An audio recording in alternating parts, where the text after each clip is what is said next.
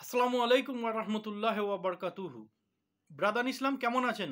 আশা করি আল্লাহর হুকুমে সকলে ভালো আছেন আর সকলে ভালো থাকুন, সুস্থ থাকুন, আল্লাহর আনুগত্য করুন। এই আশা করি। এর আগে আমি 24/11/2024 মিরাসি বন্টন পার্ট 6 বানিয়েছিলাম। ইনশাআল্লাহ আজকে তারপর থেকে বানাবো। আ- আমি আশা করি আপনারা দেখুন, শুনুন এবং অবগত হন এবং অপরকে বোঝান। আল্লাহর ওয়াস্তে বোঝান, আল্লাহর নবীর ওয়াস্তে বোঝান। নিজে উম্মতে মুহাম্মদী সাবিত করার জন্য অপরকে বুঝিয়ে দেন যে এ খুবই ভয়ঙ্কর জিনিস, যেগুলো আমি বলছি হাদিস থেকে একবারে। আর এর মধ্যে সততা আছেই আছে। আর অনেক জায়গায় অনেক ব্যক্তি ফেঁসে যাবে এইগুলো অগ্রাহ্য, ছোট ছোট জিনিস অগ্রাহ্য করে বেরিয়ে যাবে। কেউ হয়তো কারো, আমি হয়তো আমার গায়ের জন্য আমি 2 ফুট কি 1 ফুট জায়গা মেরে নিলাম, কিন্তু এ আমার ভোগে আসবে না। আমি তো রেখে চলে যাব, আমি তো যাব কবরে পরের জায়গায়, যেখানে মানে আমি কোনোদিন হয়তো ওই জায়গা দিয়ে হেঁটে গেছি, দেখেছি, কিন্তু সেইখানে গিয়ে আমায় থাকতে হবে। আর আমি যেখানে জায়গা চুরি করে রেখে এসেছি সেই জায়গা থেকে আমায় বের করে দেবে, যেহেতু আমি লাশ। ঠিক আছে? তো তার আগে আল্লাহর নাম নিয়ে নিই। আউযু বিল্লাহি মিনাশ শাইতানির রাজিম। বিসমিল্লাহির রহমানির রহিম। রাব্বিশ ইশরাহ লি সাদরি ওয়া ইয়াসসির লি আমরি ওয়াহলুল উকদাতাম মিন লিসানি ইয়াফকাহু কওলি ওয়াকুনুদ দীনু কুল্লুহু লিল্লাহ বিসমিল্লাহি মাজরিহা ওয়া মুরসাহা ওয়া তাওয়াক্কালতু আলাল্লাহি কাফি জাআল হাক্কু ওয়া জাহাকাল বাতিলু ইন্নাল বাতিলা কানা জাহুকা। এটা হচ্ছে মুসলিম মুসলিম শরীফের হাদিস।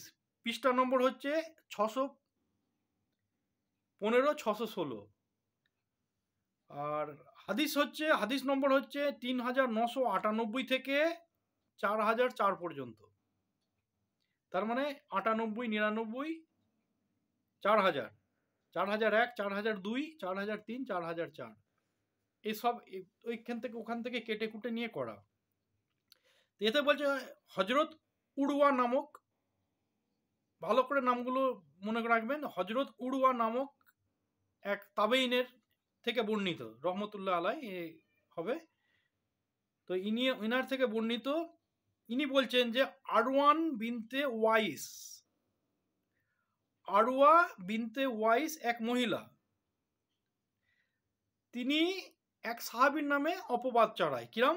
যে সাইদ বিন জায়েদ, ওই সাহাবীর নাম হচ্ছে সাইদ বিন জায়েদ। ইনি হচ্ছে রাসূল সাল্লাল্লাহু আলাইহি সাল্লামের কাছে ঢালের মতন থাকতো।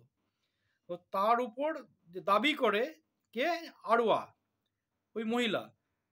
আরওয়া বলেন যে জমিনের কিছু অংশ জবরদখল করে রেখেছে। কাকে বলছে? সাইদ এর নামে অপবাদ দিচ্ছে। তিনি বিচারক হচ্ছে, ওনাদের যে ইয়ে হচ্ছে মহল্লার যে বিচারক, তার নাম হচ্ছে মারওয়ান বিন হাকেম রহমতুল্লাহ আলাহ। ইনি হচ্ছেন তাবেইন বা ইমানদার লোক। তো ইনার কাছে বিচারের জন্য গেছে। তো এর বিচারের দাবি করেন যে আমার মানে জায়গার কিছু অংশ সাইদ বিন জায়েদ দখল করে রেখে দিয়েছে। এই শুনে সাইদ বিন ওনাকে ডাক করাই। সাইদ রাদিয়াল্লাহু তাআলা আনহু গিয়ে বললেন যে আমি রসুল সাল্লাল্লাহু সাল্লামের কাছ থেকে এই কথা শোনার পরেও কি তার জমিনের কিছু অংশ জবরদখল করতে পারি? কাকে বলছে? বিচারককে মারওয়ান রহমতুল্লাহ আলাহ। ইনি হচ্ছে তাবেইন, সাহাবীর বিচার করছে তাবেইন। চিন্তা করে দেখুন, মানে উনাকে বিচারক বলে যখন দাঁড় করিয়ে দিয়েছে, উনার থেকে মানে উচ্চ পর্যায়ে হচ্ছে সাহাবীরা, কিন্তু বিচারক হয়েছে। বিচার সমানভাবে করতে হবে, কোনো কিছু নেই। আমি যদি বিচারক হই, আমার সামনে আমার মা আসুক, আমার বাপ আসুক, আর যে মানে নির্দোষ হবে, যদি আমার বাড়ির চাকর নির্দোষ হয়, তাহলে আমার মা বাপকেও যে সাজা, ওই যে আইনের আওতায় যে সাজা হয়, সেই সাজাটাই আমার মা বাপকে শোনাতে হবে। যে আমার মা বাপ বলে আমায় মাফ করে দে, তুই তো নকর, তোর হয়ে বলবো কেন? তাহলে কিয়ামতের দিন কিন্তু সে আল্লাহ তাকে মানে বান্দা হিসেবে গ্রহণই করবে না। ওই জন্যে এই যে বিচারক, তার নাম হচ্ছে মারওয়ান, তিনি হচ্ছে তাবিন, মানে সম্মানে সাহাবী বড়। তারপরেও বিচারের আওতায় এনে যেখানে তো উনার নামে ফরিয়াদ করেছেন, উনি ডাক করিয়েছেন, তখন উনি কি বলছেন? আমি কি রাসূলুল্লাহ সাল্লাল্লাহু আলাইহি সাল্লামের কাছে শুনেও কি এরম ধরনের কাজ করব বলে মনে হয়? এখন তখন কি হচ্ছে? মারওয়ান বিচারক, যে বিচারক হচ্ছে মারওয়ান রহমতুল্লাহ আলাই, বললেন আপনি কি রসুল আল্লাহ সাল্লামের কাছ থেকে শুনেছিলেন সেটা আমাদের খালি বলুন। সাইদ রাদিয়াল্লাহু তাআলা আনহু বললেন যে রাসূল সাল্লাল্লাহু আলাইহি সাল্লাম বলেছেন, যে ব্যক্তি এক বিঘত পরিমাণ বা এক বিঘত পরিমাপ, মাপ বা মান দুটোর কথা বলেছে, পরিমাণ বলেছে এবং পরিমাপ বলেছে, জমিন জোরপূর্বক কারো কাছ থেকে দখল করবে তাকে আল্লাহর হুকুমে কিয়ামতের দিন 7 স্তর পর্যন্ত জমিনের বেড়ি পরিয়ে দেওয়া হবে। 7 স্তরের কথাটা আমি পরে বলছি, ঠিক আছে? বিচারক মারওয়ান বললেন, আপনার কাছে আমি আর এর থেকে অন্য কোনো সাক্ষী বা অন্য কোনো বড় জিনিস আর শুনতে চাই না। আপনি বেকসুর, আপনি রসুল সাল্লাল্লাহু সাল্লামের এত বড় মানে মান্যওয়ালা, আর আপনার নামে মিথ্যা বদনাম অবশ্যই দিচ্ছে বলে উনাকে বেকসুর খালাস করে দিয়েছে। কে করে দিয়েছে? মারওয়ান বিচারক। যে আমি এরম ধরনের করতেই পারি না, আমাকে রসুল সাল্লাল্লাহু সাল্লাম এরম ধরনের কথা বলেছেন, আমি মানে একবারে পাবন্দির সাথে সুন্নতের মানে মান্যওয়ালা, মানে পাহাড় টলে এই দিক থেকে ওদিকে যেতে পারে, ওনাদের ইমান থেকে টলবে না, এরকম ধরনের মানুষ ছিল। বিচারের মাঠে ডাকতে হয়েছে, ডেকেছে, তবু তখন বললেন যে আমি আর কিছু জিজ্ঞেস করবো না আপনাকে, এ সম্বন্ধে কোনো সাক্ষীরও কোনো কথা জিজ্ঞেস করবো না, আপনি যা বড় বলে দিয়েছেন আপনার কথাই সুপ্রিম, এর থেকে আর বড় কথা নয়। অবশ্যই ওই মহিলা মিথ্যাবাদী। এরপরে কি হলো যে এই আপনার সাইদের এক বন্ধু ছিল, তার নাম হচ্ছে নুফাইল, আমির বিন নুফাইল। এই ছেলেটার নাম হচ্ছে আমির, মানে সাইদের দোস্ত। ওনার বাপের নাম হচ্ছে নুফাইল রাদিয়াল্লাহু তাআলা আনহু, ইনিও সাহাবী। সাইদকে বলল যে তুমি এক কাজ করো, ওই মহিলাকে জমিটা ছেড়িয়ে দাও, তুমি তো বিচার পেয়ে গেল, ও মনে করছে যে তুমি সাহাবী বলে তোমার হয়ে বলেছে, যেহেতু ও গায়ের কম। ওকে ওই আরওয়া আরওয়া মহিলাটা মুসলমান, কিসের কোনো প্রমাণ ছিল না, নাহলে রহমতুল্লাহ আলাইহি লেখা থাকতো, এরকম কিছু লেখা নেই, শুধু আরওয়া লেখা আছে, আরওয়া বিনতে ওয়াইস। যাই হোক, বলছে আমাদের বিচারক হয়তো ভাববে যে জাতিকে বিচার দিয়েছে, তো ইনি সাহাবী, তো বন্ধুকে বলছে যে বন্ধু তুমি ওই জায়গাটা ছেড়ে দাও। সাইদ রাদিয়াল্লাহু তাআলাকে বললো তুমি ওই মহিলাকে ওই জমিনটুকুন যেটুকুনের দাবি করছে সেইটুকুন ছেড়ে দাও।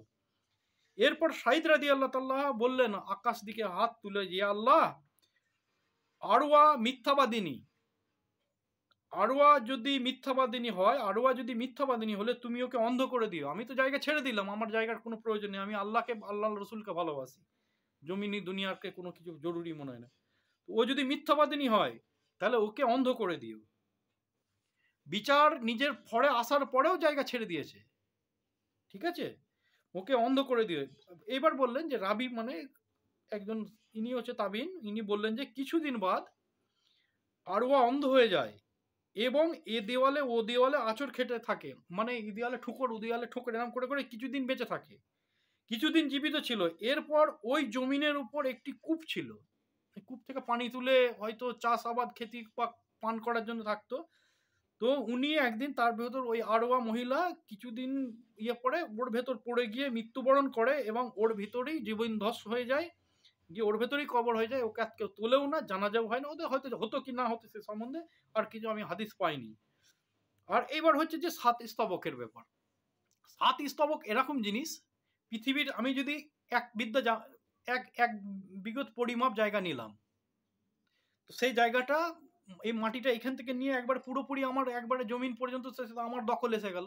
তো একটা, এইবার আর একটা বিষয় হচ্ছে যে আমাদের এই দুনিয়ার থেকে ওপরের দুনিয়াটা হচ্ছে যে একটা সাহারা মরুভূমির মধ্যে একটা আংটি, এটা রসুল সাল্লাল্লাহু সাল্লাম বলেছেন। তাহলে এর মাপের এক বিদ্যাল ওইখানের যে এর দ্বিতীয়টা কত বড় হবে অনুমান করুন, আমি কিছু অনুমান করতে পারবো না। এবার বলছে কি, দ্বিতীয়, রসুল সাল্লাল্লাহু সাল্লাম বলে গেছে দ্বিতীয় আসমান, তৃতীয় আসমানের কাছে একটা সাহারা মরুভূমির একটা আংটি স্বরূপ। তার মানে 1 করোড়ও যদি আংটি ঢেলে দেন তাহলে ওর সমতুল্য হবে না, সাহারা মরুভূমিতে এত বালি আছে, এত জায়গা আছে প্রশস্ত, ঠিক আছে। তো এরম পরস্পর যদি বাড়তে বাড়তে 7 স্তবক হয়, তাহলে ওপরের স্তবকটা কত বড় হবে, আর সেইগুলোকে একটা বেড়ি করে আমার রুহুর ওপর পড়িয়ে দেবে। এবার রুহু হাঁটতে হবে, এবার কত দূর হেঁটে যেতে পারবেন এবার চিন্তা করুন। আমি যদি একটা মরুভূমি দিয়ে হেঁটে যাই, খালি এমনি নর্মাল একটা গ্রামে যাচ্ছি, আমার কাছে যদি 10 কিলো মাল থাকে, আমি কিরাম বেগে যাব, গতিবেগটা কিরাম থাকবে, যদি 2 কিলো মাল থাকে কিরাম গতিবেগ হবে, এবার যদি 1 কুইন্টাল মাল থাকে আমার গতিবেগটা কিরাম হবে। এবার নিজের ওপর দিয়ে চিন্তা ভাবনা করুন, যার জন্য জায়গা মেরে নিচ্ছেন আপনি, আপনার সুবিধাতে হয়তো 2 বছর, 5 বছর, 10 বছর, 15 বছর, 20 বছর, এর বেশি কিচ্ছু নয়। 20 বছর বাদে ওই জায়গা যখন ফ্রি হয়ে যাবে, আপনি ছেড়ে চলে যাবেন, এত ওটা আপনার ছেলের দখলে পড়বে কি, জামাইয়ের দখলে পড়বে কি, আপনার ভাইদের দখলে পড়বে, কিংবা আপনার অন্য ছেলেপুলের দখলে পড়লো, তা সে বৌমার বা নাতি নাতকুড়ের দখলে পড়লো, আপনি কিন্তু নিয়ে গিয়ে কবরে পুঁতে দেবে।